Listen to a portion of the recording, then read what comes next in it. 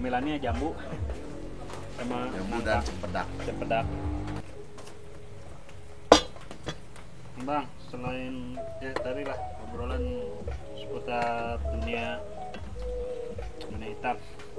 Nah, ya kita ngobrol kopi nih bang. Apa sih yang bikin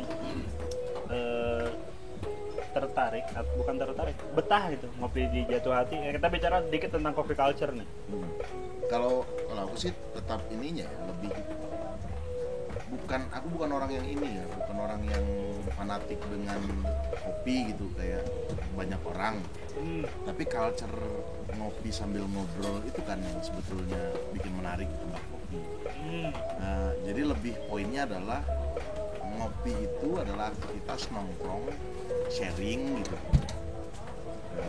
Orang bisa duduk berjam-jam sambil ngopi. Nah itu kulturnya Perindapan juga sih sebetulnya. Jadi ada cerita gini dulu. Aku pernah ketemu dengan teman orang Jerman yang dikenalkan oleh temanku juga ya. Dia datang ke Bandung, dia kemudian pas hari itu ketemu dia merasa mungkin aku lagi kerja gitu. Terus dia bilang kalau kamu nanti nggak sibuk, saya pingin bikin janji dengan kamu, kita nongkrong sambil ngebir, dia bilang. Ya udah kapan lah. Saya bilang kamu mau pakai kulturnya kami atau kultur kamu?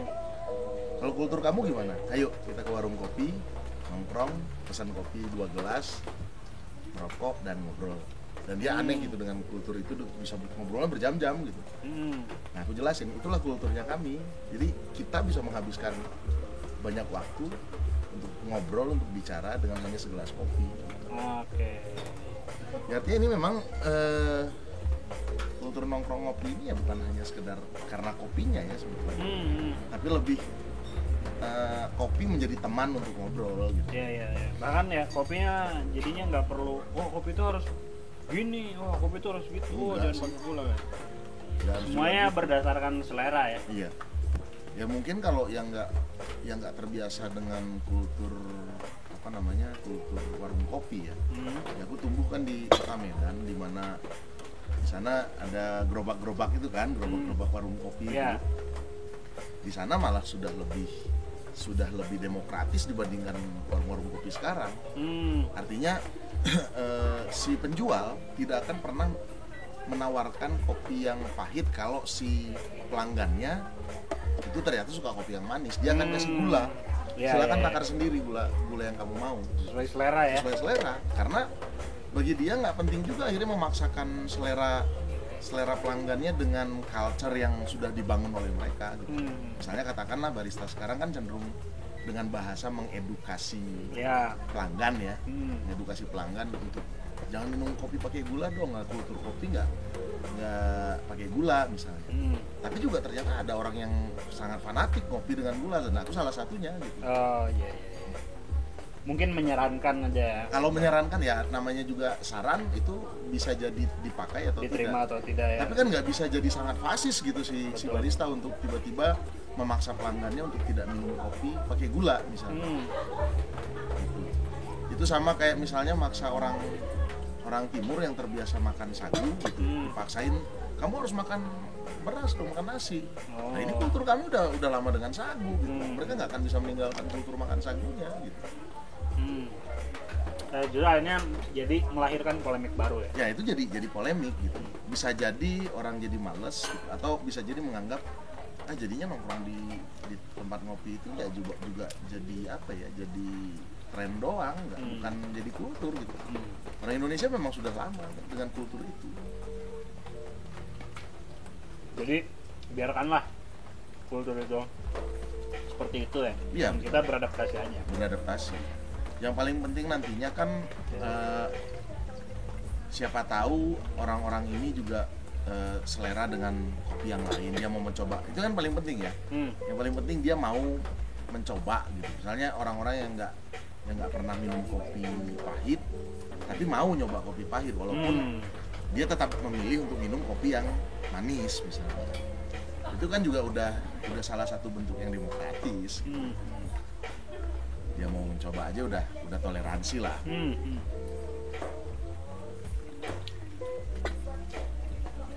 Nah, kopi ya. Saya mengingat dulu kan waktu di Aceh semua kegiatan itu pasti selalu berkaitan dengan kopi. Entah itu di daerah konsumen bagian kota yang memang budaya kopinya itu ada di konsumsinya. Terus yang saya tinggali itu waktu itu di daerah yang kebetulan bagian yang sangat berkaitan atau hubungannya erat dengan perkebunan kopi, budaya-budaya di perkebunan kopi ya. Itu aja kan beda gitu. Walaupun ya di daerah yang sama, di provinsi yang sama gitu, tapi kalau waktu dulu di Gayo dua-duanya sama kopi Sanggar, kopi tradisionalnya kopi Sanggar, dan dibikin ya di Jatuhati itu kopi Sanggar ya berasal dari sana.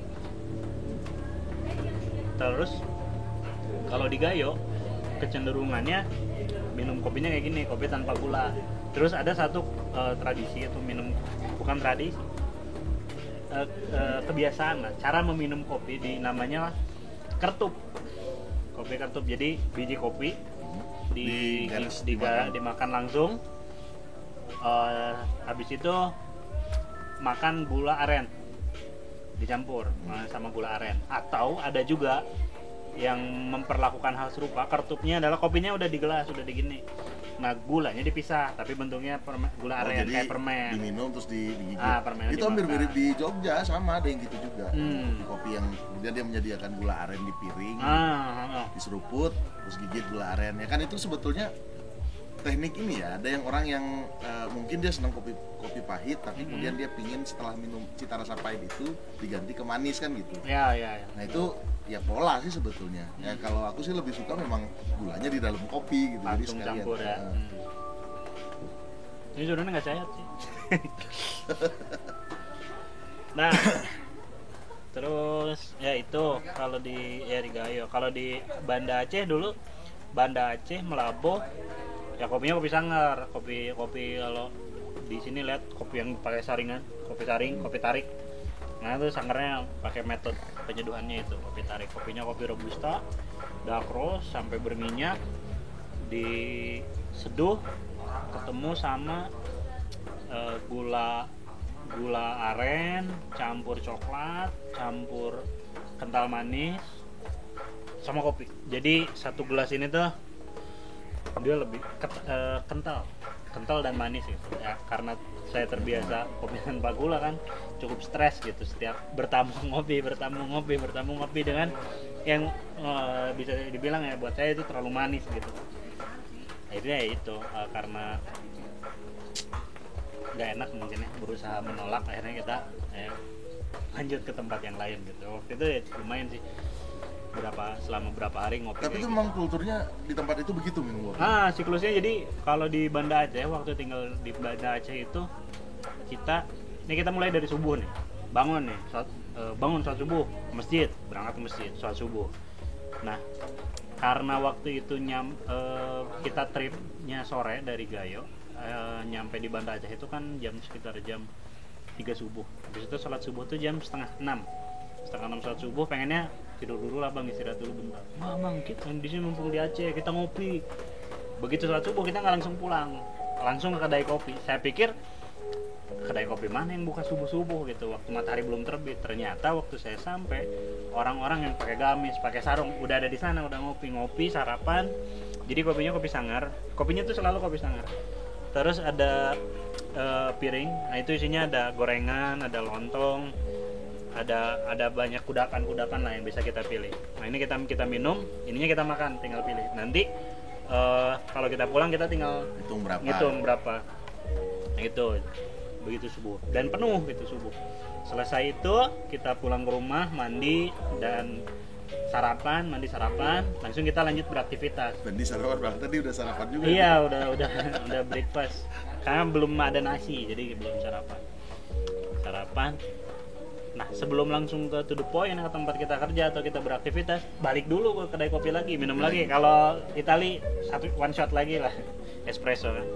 Nah, zuhur, sholat ke masjid, kedai kopi lagi. Asar, pulang dari masjid, kedai kopi lagi. Maghrib dari masjid, kedai kopi lagi.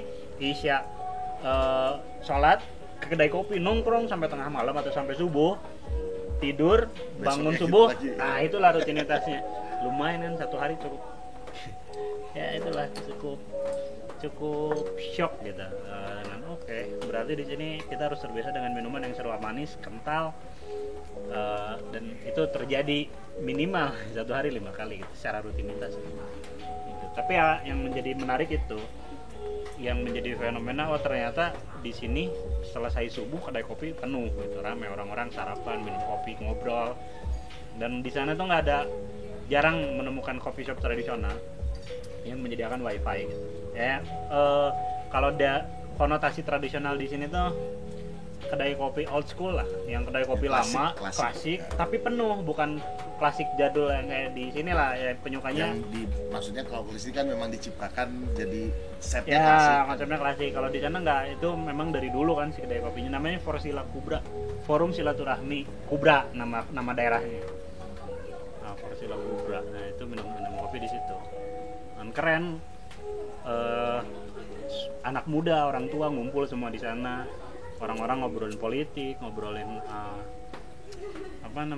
hal-hal yang macam-macam lah. Dan nggak ada yang main game gitu. Ya itulah memang ternyata ya kultur kita mah tidak mengenal waktu kan sebetulnya minum kopi. Nggak ada lagi, kalau di Eropa mungkin ada saatnya minum teh, waktu minum teh, waktu minum kopi. Kan di kita tuh semua waktu adalah waktu minum kopi. Karena perlakuannya kopi adalah teman ngobrol. Kan gitu, adalah hidangan ketika kita ingin bercengkrama dengan orang kan gitu. Jadi nggak punya waktu sebetulnya untuk ngopi itu. Kapan waktu yang enak? Ya kapan aja gitu ya. Selagi kita mau mood untuk ngobrol ya ngopi enak di mana aja, kapan aja sebetulnya. Anywhere, anytime ya. Anywhere, anytime di kita. Kopi. Oke. Di Medan nggak jauh beda pasti kan? Nggak jauh beda. Yaitu bahkan warung kopi bisa kapan aja penuh gitu. Nongkrongnya mau di jam-jam, misalnya jam tertentunya jam berapa, nggak ada jam tertentu ya, kapan aja bisa penuh gitu. Tergantung di mana dia posisi warung kopinya. Misalnya di pasar ya jam penuhnya pasti jam pasar gitu. Atau di terminal ya pasti akan penuh ketika jam-jam orang banyak menggunakan kendaraan umum gitu. Itu udah pasti. Ya, jadi intinya ya, coffee culture bukan tentang kopinya ya, justru bukan, nggak melulu tentang kopinya gini, kopinya ini, kopinya gini, tapi keseluruhan hal secara menyeluruh yang ada di dalam aktivitas atau kehidupan si kedai kopi itu sendiri. Iya. Tentang hulunya, tentang perkebunannya, tentang penyangraiannya, terus tentang peminumnya itu punya kulturnya sendiri. Dan sendiri. bisa jadi mungkin setiap tempat punya coffee culture-nya masing-masing ya. Dan ya makanya aku nggak mau ikut di vibes yang kemarin, misalnya orang ngebahas kopi, kopi yang enak itu yang ini, kopi yang enak itu yang ini. Bukan berarti apa ya, nggak punya kenikmatan ngopi, tapi aku tuh cenderung ya yang penting kopi. Yang penting kopi, mau dia kopi Gayo, mau dia kopi Flores misalnya. Ya bayangin kalau ada orang yang terlalu fanatik dengan kopi Gayo, ketika dia pergi ke Flores kan pasti masalah hidupnya. Iya. Perkampungan di Flores seduhi kopi tradisionalnya mereka pasti bermasalah hidupnya nanti. Terlalu banyak komplain dalam hidup gitu. Nah, aku sih nggak mau jadi orang yang terlalu banyak komplain. Artinya kopi adalah alat kita untuk dekat dengan orang lain juga kan. Dengan ngobrol, dengan nongkrong di satu tempat, kemudian disuguhi kopi, yang mau tidak mau kan harus diicip, harus dirasakan, harus dinikmati gitu. Walaupun mungkin resikonya kayak tadi Pan, kayak kamu gak suka kopi manis tiba-tiba yang mau tidak mau kan pada akhirnya harus mengurangi nongkrongnya, bukan harus menjauhi kopinya. Betul. Ya balik lagi ke yang tadi ya, dengan cara yang paling sopan lah, paling santun ya, yang bisa kita lakukan. Iya, agar orang kan nggak tersinggung karena mereka sudah begitu berupaya untuk nge-serve ya, untuk melayani nyambut tamunya, ya, gitu. Nyuguhan gitu. Iya, karena aku pernah ketemu juga kan dengan banyak orang yang gitu, yang dia sangat fanatik dan nggak mau ini terlalu banyak komplain jadi hidupnya ribet gitu. Iya.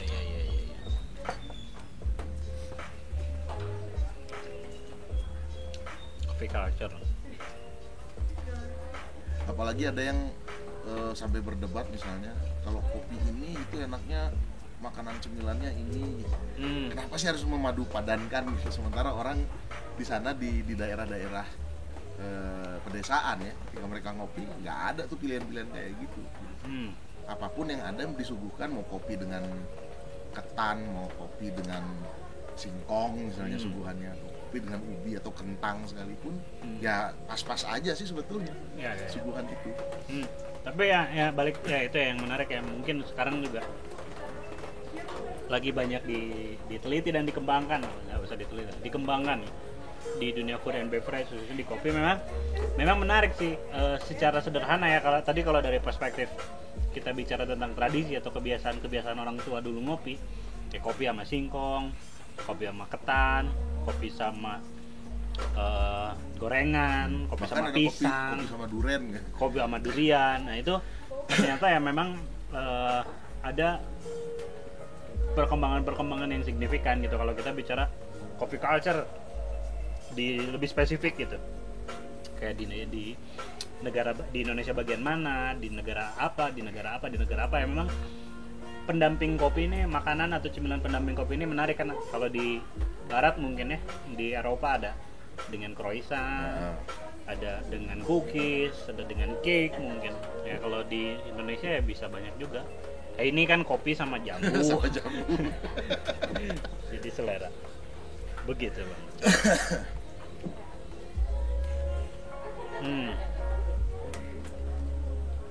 Berarti favorit makanan apa nih? Makanan favorit pendamping kopi, pendamping kolak. Ya kalau aku sih lebih yang tradisional sebetulnya. Biasanya sih kalau karena kebiasaan ngopi itu dimulai dari pagi ya, sarapan ngopi gitu. Ya yang paling enak sih cemilan tradisional kayak singkong rebus, atau singkong goreng, terus plus kalau karena masih mudud ya mudud gitu ya. Tapi nggak juga menutup kemungkinan kalau tiba-tiba disuguhi dengan cemilan lain ya dimakan juga. Iya, coffee and croissant gitu kan. Croissant. Itu kan tradisional, tapi tradisional Prancis. Tradisional Prancis, ya. Orang Prancis dengan itu. Jadi Indonesia sebagai makanan pop ya. Makanan pop ya, karena nggak biasa. Mungkin singkong juga kan di sana. Oh iya, pop. Makanan pop kayak ini ya, keong ya. Tutut gitu kan. Di sana jualan tutut kayak. Makasih ya, udah berjalan. Bang, kita kopi yang hangat. Ini kopi Ciwidey. Proses semi wash. Semi wash adalah proses kopi. Nah ini sebagai seorang pembuat kopi Pak, bisa nggak menjelaskan detail apa bedanya misalnya pahitnya kopi Ciwidey dengan kopi Gayo misalnya? Bagaimana mendeskripsikannya? Nah, jadi kalau bicara tentang cita rasa kopi, itu memang sebuah perdebatan yang cukup panjang dulu ya. Cuman sekarang seiring berjalannya waktu, orang-orang mulai mencari tahu kan informasi, orang mulai belajar, orang mulai sekolah kopi gitu. Salah satunya saya waktu itu berkesempatan keliling Indonesia ya buat lihat jenis-jenis kopi di berbagai daerah di Indonesia, dari Indonesia paling timur sampai Indonesia paling barat, dan kebetulan Indonesia paling barat yang tepatnya di Gayo itu adalah daerah terakhir. Nah, setelah punya bekal ilmu kopi di Bandung, lalu digembleng lagi waktu itu di Jakarta, di Cilandak dan di Ciputat, terbangkanlah keliling Indonesia sampai akhirnya berujung di Gayo. Di Gayo tinggal selama 1 tahun, dan di sana justru keilmuan kopi atau hal-hal yang saya tahu tentang kopi serasa semakin kecil gitu. Semakin banyak kita tahu, justru semakin sedikit yang kita ketahui gitu. Dan setelah masuk ke perkebunan, masuk ke proses pemilihan bibit, proses pengeringan kopi, pemetikan dan lain segala macam, ternyata ya variabel cita rasa kopi itu sangat banyak. Ada di perkebunan aja ada 14 variabel yang bisa mempengaruhi cita rasa kopi. Itu bergantung pada ketinggian, unsur hara, angin, air, hujan, musim, waktu petik dan lain segala macam. Habis itu ada proses penjemuran. Nah, proses disebutnya di kopi proses pasca panen. Nah, proses pasca panen ini kan kayak yang umum orang kenal, ada semi wash, full wash, natural, honey, wine, ada double soaking, ada anaerob. Ini metode-metode yang terus berkembang sampai hari ini. Dan kalau kita bicara tentang roots-nya atau origins, setiap proses ini kata dulu ya ketemu sama namanya Bang Juandi. Dia salah seorang satu-satunya mungkin dulu di tahun 80-an orang Indonesia yang punya lisensi Q grader, coffee grader nih. Dari lisensinya masih dari Jepang. Menurut beliau, proses kopi itu tidak lahir begitu saja. Proses kopi terlahir berdasarkan alasan iklim atau hal-hal yang sifatnya berkaitan dengan alam, kondisi tanah, ketinggian, angin dan lain segala macam. Demografi akhirnya lahirlah sebuah proses itu. Nah, baru sampai situ, baru sampai pengeringan, ternyata sudah bicara tentang udah banyak banget nih variabel yang bisa bikin kopi ini akan berbeda-beda rasanya gitu. Letak perkebunan, ketinggian, yang tadi dibilang kan, terus pohon pendamping, intensitas cahaya yang masuk, itu sudah banyak mempengaruhi. Jadi makanya itulah yang bikin kopi menjadi unik, kopi menjadi menarik. Itu setiap daerah punya karakteristiknya masing-masing. Habis itu kita develop lagi di proses pasca panen.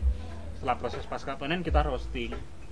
Roasting juga kita menentukan rasa. Habis itu datang ke bar.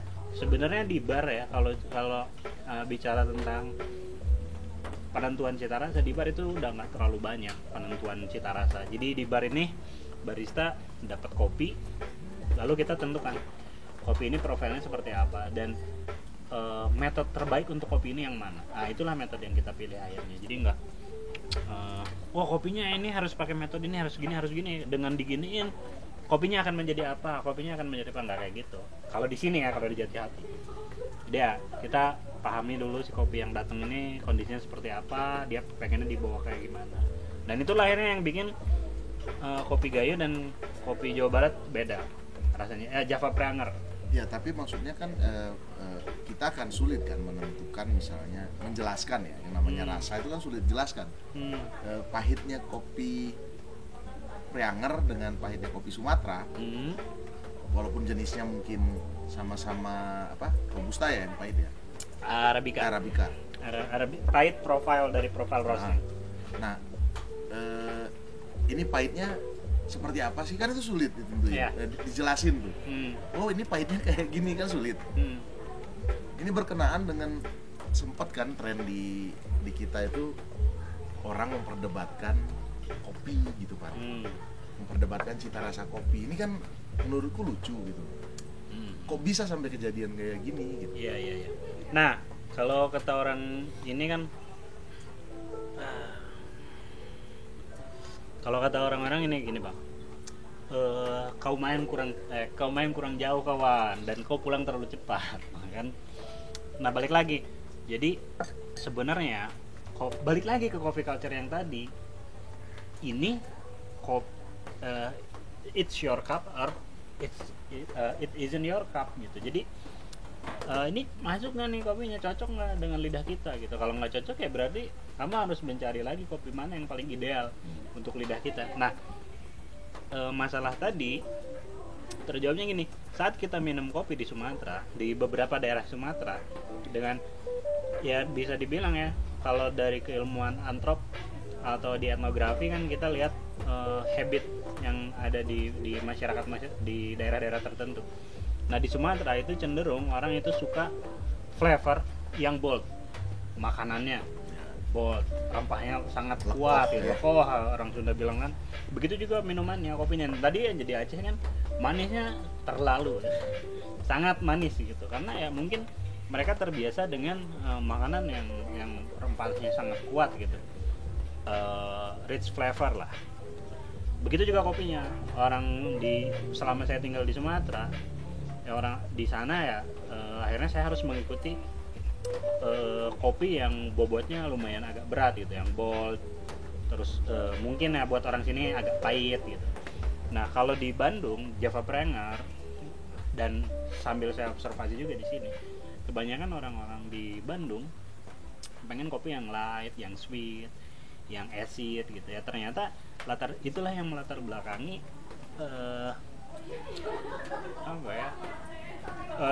hal itu dilatar belakangnya karena memang karakteristik kopi di Jawa Barat itu light, dia kopinya nggak terlalu berat, tidak seberat kopi Gayo. Kopi Gayo udah kopinya bold, diproses semi wash sampai akhirnya rasanya ya lumayan cukup berat gitu. Nah. Ya itu aku ingat dulu aku itu kakek untuk ukuran kopi Gayo yang bold itu tadi, dia minum segelas gede tanpa gula setiap hari. Ya artinya kan dia punya kenikmatan sendiri ya. Ya. Betul. Pada akhirnya yang mana yang paling cocok untuk kita gitu. Nah, apakah kan kita suka yang masam atau suka yang ringan atau yang berat gitu. Ya, balik lagi itu selera Anda, silakan pilih. Dan sulit untuk memaksakan selera kan. Betul, tidak perlu digeneralisasi. Kopi adalah nggak usah. Ya kopi susu ya, kopi Gayo. Ya, kopi Gayo mungkin penyeduhannya filter, tubruk, apapun makanannya, apapun minumannya di jatuh hati. Nah, di balik itu lagi kita bicara tren, Pak. Tren ngopi ya hari ini. Artinya kan sebetulnya ketika tadi kita sudah bicara selera, tidak ada, kesimpulannya adalah tidak ada satu orang pun yang bisa memaksakan selera orang lain kan gitu. Betul. Tapi ketika dia jatuhnya di wilayah tren, ini kan sudah beda lagi. Ya. Nah, yang terjadi kalau di tren coffee shop hari ini, menurut Ipan gimana? Kalau hari ini ya bisa dibilang kopi udah lebih universal ya. Kalau pada tahun 2015 ya mungkin isu-isu yang tadi kita bicarakan adalah isu yang pernah terjadi di era tahun 2015 di mana hype kopi muncul dari filosofi kopi waktu itu kan. Yeah. Entah kopi mulai muncul, mulai bergeliat. Lalu filosofi muncul. Boom, akhirnya semua orang buka coffee shop. Hampir sama era waktu semua orang yang punya kamera adalah fotografer. Nah, di 2015 semua orang pengen menjadi barista. Pasang tato, minum kopi, jadi barista, mendapat pengakuan barista. Lalu kopi itu harusnya gini. Ya, era itu berjalan dengan baik. Industri kopi tumbuh akhirnya. Orang-orang mulai mengetahui kopi A, B, C, D dan selainnya. Dan gelombang kopi pada saat itu ya sangat kuat ya, menekankan atau mengkampanyekan single origin ya, kopi-kopi di berbagai daerah di Indonesia. Seduh kayak gini lah, di filter gitu. Ada yang paling umum, yang common adalah V60 waktu itu, Japanese, seduh dingin atau seduh panas. Nah tapi balik lagi akhirnya orang ada yang masuk ya lanjut minum kopi tanpa gula. Ada juga yang kayaknya nggak cocok, akhirnya menghindari coffee shop yang sifatnya menceramahi. Yeah. Kopi itu harusnya gini. Dan di 2017 mulai sedikit ada guncangan di perekonomian karena perputarannya menjadi lambat kan, menjadi slow bar konsepnya. Habis itu 2017 akhir muncul es kopi susu. Es kopi susu adalah minuman yang sangat umum, yang sangat populer di Indonesia. Kelasnya udah sama dengan teh manis. Nah, masuk es kopi susu dengan rasa yang lebih enak daripada kopi saset. Akhirnya kopi susu mulailah masif, mulai melahap konsep si kopi filter. Nah, dari situ mulai banyak kedai kopi idealis yang pokoknya di sini cuma manual brewing aja, nggak ada kopi susu dan lain segala macam. Banyak yang tutup akhirnya. Nah, kayaknya di sini belajar dari peristiwa itu ya, saya bikin ya kopi manual brewing seserius mungkin, sebaik mungkin dikerjakan untuk orang-orang yang memang suka atau baru mau mencoba. Dan kalau mau tanya-tanya, mau diskusi bisa. Atau kopi yang orang-orang yang udah kopi-kopi yang umum ya, kopi susu dan segala macam, kita juga ada dan kita kerjakan dengan serius. Yang ini ya. Nah, dia balik lagi di Jatuh Hati ya ke yang konsep yang tadi, apapun seleranya ya bisa kita akomodir. Bahkan kalau sekarang tuh mulai ini bahkan si customer itu nggak perlu baca buku menu, tinggal jelasin aja, hari ini saya lagi sedih, perasaannya lagi feeling blue gitu, terus cuacanya sendu, tolong dong bikinin minuman yang bikin saya lebih tenang, nyaman gitu. Itu diserahkan sama barista. Nah, barista nanti tinggal mikirin dengan resep yang ada, dia bisa bikin minuman yang kayak gimana nih yang bisa ngebantu recharge lagi mood si customer. Gitu. Di Jatuh Hati. Artinya memang tren ngopi yang kemarin mah memang banyak dipicu juga, ternyata banyak yang dari film sih kayaknya ya, gitu ya. Naik gunung, tren film juga. Lalu jangan-jangan harusnya orang-orang sinema jangan bikin film yang aneh-aneh dulu ya? Iya, bikin film yang benar-benar biar bangkrut. Itu juga Indonesia yang ribet kan. Bikin film bagus nggak ada yang nonton, bikin film jelek dikritisi, kan bingung. Serba salah jadi. Serba salah memang, serba salah. Ya setidaknya jangan bikin tren yang aneh-aneh dulu lah. Kayak dulu tren naik gunung pakai celana jeans. Nggak pakai jeans ya. Pakai sneakers. Bikin celaka orang. Iya. Orang berempati kan akhirnya menolong dan semuanya yang celaka. Karena semuanya pakai jeans. Aku cobain kan.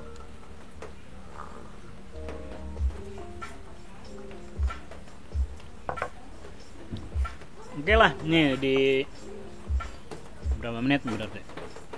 5 menit tersisa nih Bang. Apa nih berarti yang akan kita coba simpulkan dari Coffee Talk kita malam ini? Ya, satu, berhubung diawali dengan obrolan dongeng, maka barusan kita juga sudah ngedongeng kan. Betul. Bahwa ada banyak karakteristik kopi sebetulnya di Indonesia, dan sebaiknya jangan dulu menjustifikasi satu jenis kopi kalau belum pernah nyoba dulu yang lain kan gitu. Jangan dulu bikin klaim lah istilahnya. Ya namanya cita rasa harus dicoba dulu, namanya juga cita rasa. Betul, harus dirasa. Nah, kalau nggak dicoba mana kita tahu gitu. Nah, setelah mencoba kalau nggak cocok, jangan juga menjustifikasi bahwa itu tidak enak. Itu nggak cocok kan gitu. Sebetulnya. Berikutnya ya kalau mau ngopi nggak usah juga terlalu fanatik dengan genre kopi tertentu, sehingga nggak terlepas nggak tercerabut dari dunia pergaulan, karena kadang-kadang jadi toksik juga orang-orang yang terlalu menjustifikasi berdasarkan kopi gini kan. Ada orang yang wah pergaulan kamu sih gini nggak juga lah gitu. Orang ngopi sesuai selera. Kepepet banget sih kadang-kadang ya kan. Tetap aja orang nggak pingin ngopi, nggak ada kopi yang benar-benar kopi di satu daerah dan harus ngopi saset, ya mau gimana. Kopi saset juga harus disikat gitu pada akhirnya kan gitu. Ya kesimpulannya sih itu sih, jangan terlalu hard inilah ya, die hard fan lah. Iya. Nanti jadi hooligan kopi kan nggak menarik juga. Bener, hooligan. Ya. Intinya bongkar kopi bongkar. Bongkar pasar. Intinya sih kalau mau ngobrol enak kayak gini ya di Jatuh Hati. Di Jatuh Hati ya.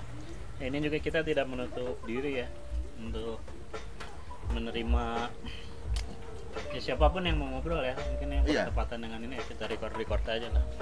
Terus yang kita omongin tadi hanya berupa Anabel ya, analisa gembel. Jadi kita bukan ahli ya. Jadi ya, suka-suka aja lah, namanya juga obrolan kopi. Nah itu kenapa disebut obrolan warung kopi itu kan gitu. Ya. Dari ngobrol politik sampai ke obrolan serius bisa kan. Jadi dari obrolan politik sampai obrolan serius berarti politik gak serius. Dion berarti ya. Kayak film Fart tadi ya. Ya, itu aja, silakan dipetik hikmahnya. bila ada yang bermanfaat. Kalau tidak bermanfaat ya datanglah ke sini biar kita ngobrol yang lebih bermanfaat ya. Iya. Itu aja. Terima kasih Bang Ucok. Terima kasih. Sehat Kak. selalu, mudah-mudahan lancar. Assalamualaikum warahmatullahi wabarakatuh. Waalaikumsalam.